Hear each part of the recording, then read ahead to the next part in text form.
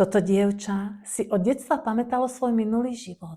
Keď začalo po ňom pátrať, objavilo niečo neuveriteľné. Vila, už ako malé dievča, opakovane snívala ten istý sen. Videla sa ako malé dievčatko v šatách, ktoré cestovalo vo vlaku plnom sirôt.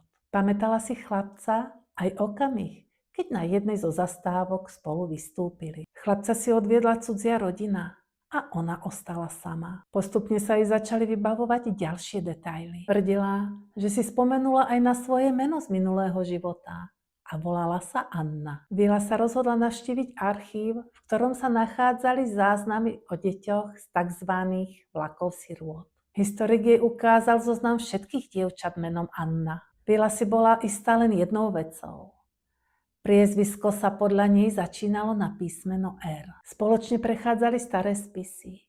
Jeden z nich bol aj o dievčaťu Anna Reed, o ktorom sa zachovala informácia, že bolo umiestnené do Kansasu. Fotografie sa žiaľ nezachovali. Ani po niekoľkohodinovom pátraní sa nepodarilo s istotou potvrdiť, ktorá Anna to bola. Napriek tomu Anna odchádzala s pocitom, že je bližšie k odpovedi než kedykoľvek predtým. Ak chceš spoznať aj ty svoj minulý život, prihlás sa na regresnú terapiu cez tento odkaz.